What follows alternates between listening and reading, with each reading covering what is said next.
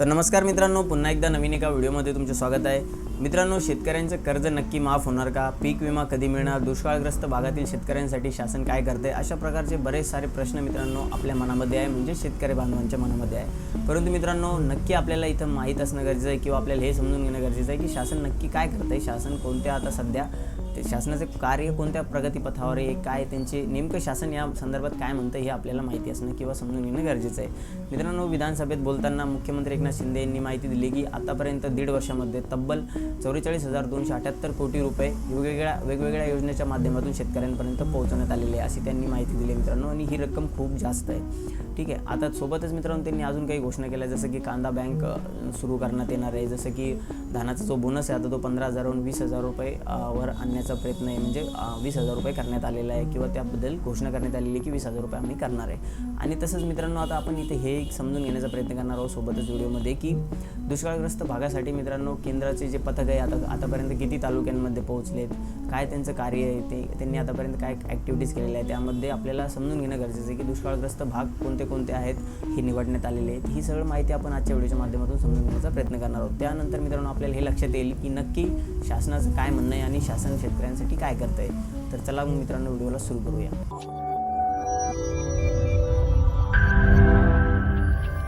मित्रांनो, दुष्काळ, अतिवृष्टी, अवकाळी पाऊस, पूर, गारपीट अशा प्रत्येक नैसर्गिक आपत्तीत आमचं सरकार शेतकऱ्यांच्या पाठीशी भक्कमपणे उभा राहिलेले आहे.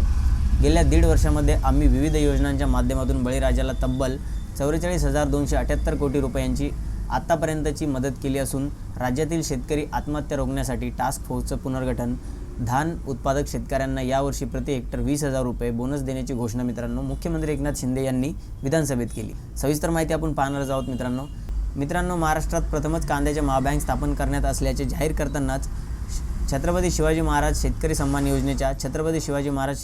योजनेमध्ये 44 लाख शेतकऱ्यांना 18,672 कोटी इतका कर्जमाफीचा लाभ देण्यात आलेला आहे. मात्र सॉफ्टवेअरमध्ये त्रुटी निर्माण झाल्यामुळे मित्रांनो 6,56,000 शेतकरी कर्जमाफीपासून वंचित राहिलेले आहे. हे एक महत्त्वाचा मुद्दा आहे मित्रांनो. 6.56 लाख शेतकऱ्यांना म्हणजे 6,56,000 शेतकऱ्यांना कर्जमाफीचा लाभ देण्याची घोषणा मुख्यमंत्री यांनी सभागृहात केलेली आहे. म्हणजे मित्रांनो छत्रपती शिवाजी महाराज शेतकरी सन्मान योजना जी आहे त्यामध्ये मित्रांनो जे 6.5 लाख शेतकरी राहिलेले होते कर्जमाफीसाठी, त्यांना मित्रांनो लाभ देण्याची माहितीसुद्धा यांनी इथे दिलेली आहे. मित्रांनो, कृषी विभागामार्फत शेतकऱ्यांना तब्बल 15,040 कोटीचा लाभ.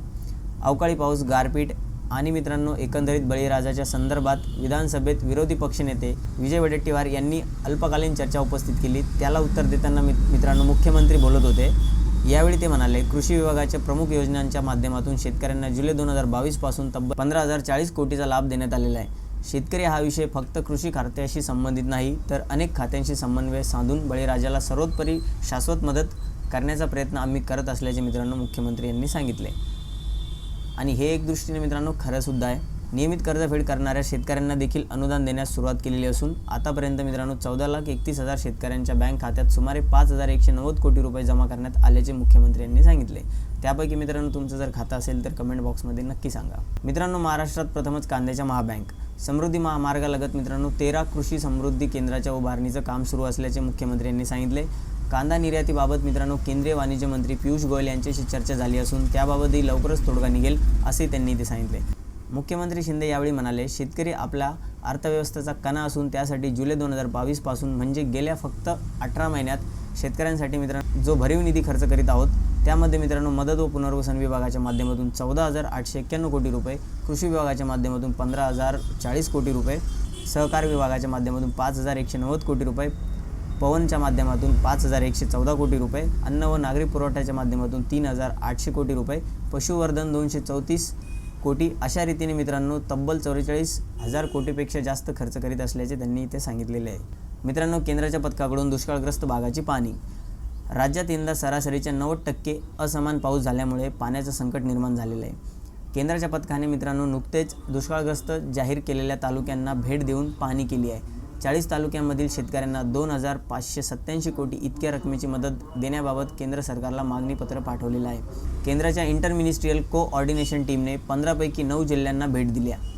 शासनाच्या संबंधित वरिष्ठ अधिकाऱ्यांची त्यांच्यासोबत बैठकही झाली आहे. मित्रांनो, ही मदत लवकर प्राप्त करून घेण्याबाबत केंद्रीय गृहमंत्री अमित शहा यांच्याकडे बैठक होणार आहे. त्यामुळे मित्रांनो केंद्राकडून लवकरात लवकर निधी मिळेल असा विश्वास असल्याचे मित्रांनो मुख्यमंत्री यांनी सांगितले. मित्रांनो 2 हेक्टर मर्यादा 3 हेक्टर करण्यात आलेली आहे. NDRFने आता दर काही प्रमाणात वाढवलेले आहेत, तरी त्यांच्यापेक्षा अधिक दराने आपण नुकसान भरपाई देणार आहोत. गेल्या वेळेस शेतकरी बांधवांना जितकी नुकसान भरपाई मिळाली त्यापेक्षा अधिकच मिळेल अशी ग्वाही मित्रांनो मुख्यमंत्री यांनी दिलेली आहे. जानेवारी ते ऑक्टोबर 2023 या काळात झालेल्या अतिवृष्टी, अवकाळी आणि पुरामुळे मित्रांनो झालेल्या पिकाच्या नुकसानीकरिता लक्षात घ्या मित्रांनो 1,757 कोटी रुपये वितरित करण्यात येणार असून त्यापैकी मित्रांनो 300 कोटीपेक्षा जास्तीचे वाटप देखील झालेले आहे असं त्यांनी इथे सांगितलेले आहे. म्हणजे मित्रांनो फक्त 300 कोटी आतापर्यंत वाटप झालेले आहे पिकाच्या नुकसानीसाठी 1,757 कोटीपैकी. तर मित्रांनो बाकी खूप जास्त रक्कम आहे आणि आपला नंबर त्यामध्ये नक्की लागणार आहे असं आपल्याला इथे बघायला मिळतं. मित्रांनो नमो शेतकरी सन्मान निधी योजनेअंतर्गत राज्य शासनाने शेतकऱ्यांसाठी केंद्राच्या 6,000 रुपयांसोबत आपल्याकडील 6,000 रुपयांची भर घालण्याचा निर्णय घेतला, ज्यामध्ये मित्रांनो 85,60,000 शेतकऱ्यांच्या बँक खात्यात राज्याच्या हिश्श्याचा पहिला टप्पा म्हणून 1,720 कोटी रुपये जमा देखील करण्यात आलेले आहेत असे मित्रांनो मुख्यमंत्री यांनी सांगितले. मित्रांनो केवळ 1 रुपयात पीक विमा योजना राज्य शासनाने तयार केली, त्यामुळे मित्रांनो पीक विमा घेणाऱ्या शेतकऱ्यांच्या संख्येत तब्बल 177% वाढ झाली. म्हणजे पहिल्यापेक्षा 177% लोक जास्त यामध्ये लोकांनी भाग घेतला, म्हणजे पीक विमा भरला, कारण की मित्रांनो 1 रुपयात पीक विमा काढू शकत होते. हे अभिमानाने नमूद करतो असे सांगत मित्रांनो 2023च्या खरीप हंगामातील राज्यातील 1,70,00,000 व रब्बी हंगामातील 60,00,000 शेतकऱ्यांनी पीक विमा योजनेत विक्रमी सहभाग नोंदवल्याचे मुख्यमंत्री यांनी सांगितले. 1 रुपयात पीक विमा देऊन थांबलो नाही, तर पूर्वी शेतकऱ्यांची जी तक्रार असायची की विमा कंपन्या नुकसान भरपाई देत नाही, त्याबाबतही कठोर भूमिका घेतल्याचे सांगून मुख्यमंत्री शिंदे म्हणाले की विमा कंपन्याच्या अधिकाऱ्यांची मी बैठक घेऊन त्यांच्या नुकसान भरपाईपोटी योग्य तो मोबदला शेतकऱ्यांना देण्यास सांगितले. त्यामुळे या खरीपात झालेल्या नुकसानीपोटी विमा कंपन्यांकडून 2,121 कोटी इतका नुकसान भरपाई मंजूर करण्यात आलेली आहे. या कंपन्यांकडून 1,217 कोटी एवढं अग्रिम वाटप झालेलं आहे. मित्रांनो इथेही लक्षात घ्या 2,121 कोटीपैकी 1,217 कोटी वाटप झालेले आहे, म्हणजे जवळपास मित्रांनो 1,000 कोटी अजून वाटप बाकी आहे नुकसान भरपाई जी आहे पीक विम्याची त्यासाठी, तर तेही सुद्धा लवकरच होईल.